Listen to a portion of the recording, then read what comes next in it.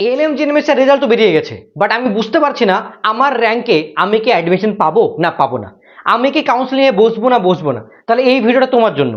এই ভিডিওতে আমি একটা জিনিস বিশালভাবে তোমাদেরকে ক্লিয়ার করে দিতে চাইছি যে কত র্যাঙ্ক পর্যন্ত চান্স পাওয়া যেতে পারে। দেখো, এটা কিন্তু general, ST, SC, OBC, orphanage, যতগুলো ক্যাটাগরি আছে সবার জন্য আলাদা আলাদা হয়।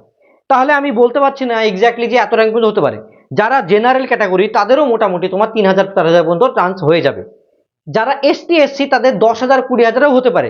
ওয়ারফান যারা রয়েছে 30,000 পর্যন্ত চান্স পেতে পারে। ইডাব্লিউএস এর 10 থেকে 15,000 পর্যন্ত চান্স পেতে পারে।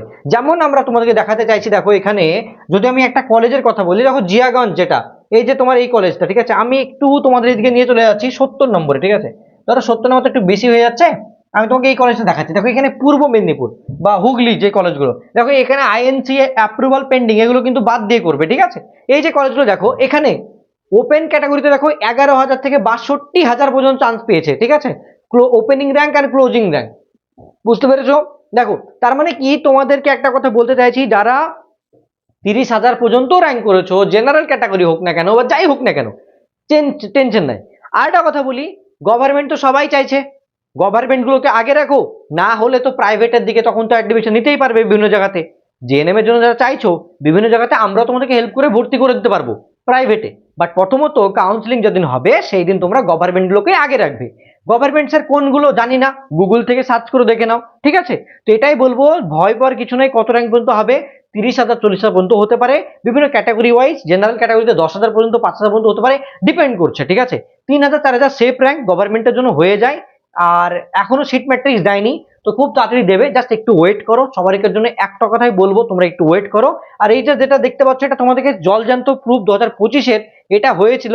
এখানে আমি দেখাতেই পাচ্ছি তোমাদেরকে যে কত পর্যন্ত গিয়েছে। আমি ধরো এটা 70 নিয়েছি, তো আমি ধরো প্রথম দিকে আসছি এবং একটু তোমাদেরকে মাঝের দিকে গিয়ে দেখাচ্ছি যে এতগুলো বিভিন্ন কলেজে এরকম হয়েছে।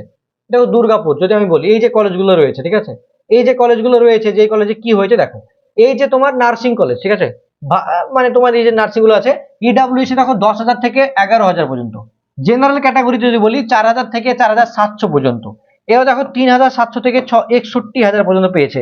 এটা ওপেন ক্যাটাগরি, কোনটা? এই কলেজটাতে। টেকনো ইন্ডিয়া ইউনিভার্সিটি, দেখো এটা টেকনো ইন্ডিয়া, কিন্তু এটা প্রাইভেট ইউনিভার্সিটি। দেখো এখানে কিন্তু পড়লে তুমি দেখো কত নম্বর নিচ্ছে, তোমাকে 60,000 পর্যন্ত নিচ্ছে, মানে অনেক দূর পর্যন্ত নিচ্ছে, ঠিক আছে। কিন্তু এখানে তুমি যদি পড়ো, টাকা তো লাগবে।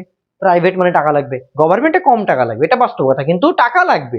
এবার তুমি চুজ করবে তোমার প্রথমত গভর্নমেন্ট গুলো, যেগুলো প্রথম থেকে দেওয়া রয়েছে সেগুলো তুমি চুজ করবে, এটা তোমার উপর ডিপেন্ড করছে। তো এতটাই বলবো, যারা যারা এনএম জন্য ভাবছিলে যে কি করবো স্যার, তো এটাই বলবো তোমাদেরকে যে তোমরা চাইলে একটু ভালো করে দেখে তারপরে ভর্তির জন্য অ্যাপ্লাই করবে। এখানে দেখো বিভিন্ন কলেজ আছে, এখানে অনেকগুলো কলেজ, তুমি দেখলে পাগল হয়ে যাবে নিজে থেকে যে এতগুলো কলেজ আছে স্যার, আমি দেখিনি কোনোদিন, মানে এতগুলো কলেজ, মানে খুঁজে খুঁজে মাথা খারাপ হয়ে যাবে এরকম অবস্থা, ঠিক আছে।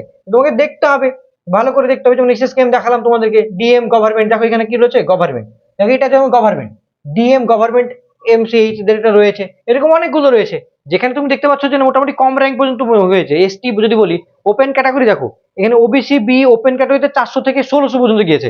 তার কিন্তু যায়নি ডিএম, এটা গভর্নমেন্ট, তোমার এমসিএইচ, ঠিক আছে, এটা কিন্তু তোমার জেনেমে 1600 পর্যন্ত গিয়েছে, আর বেশি যায়নি কিন্তু। তার মানে যেটা গভর্নমেন্ট হবে সেটা ক্ষেত্রে বুঝতে পারছো যে খুব একটা বেশি র্যাঙ্কে কিন্তু হবে না, এটা বোঝা যাচ্ছে। তার মানে একটাই বলবো যে তোমরা সকলে কাউন্সিলিং এ বসো, কেউ কাউন্সিলিং বাদ দেবে না, তোমাদের কিন্তু চান্স হওয়ার সম্ভাবনা রয়েছে। তো এই সিজনটা তোমাদের সঙ্গে আগেদের ছিল, এখন আছে, আগেও থাকবে। তো অল দ্য বেস্ট, এখানে শেষ করছি আজকের ভিডিও। কেমন লাগলো তোমাদের এই ভিডিওটা, হেল্পফুল হলো কিনা প্লিজ নিচে গিয়ে কমেন্টে জানাও, ঠিক আছে। All the best. আর এই ভিডিওটা লাইক রাখছি আমি মিনিমাম 100, আর যেন তোমরা সবাইকে শেয়ার করো। All the best, love you all.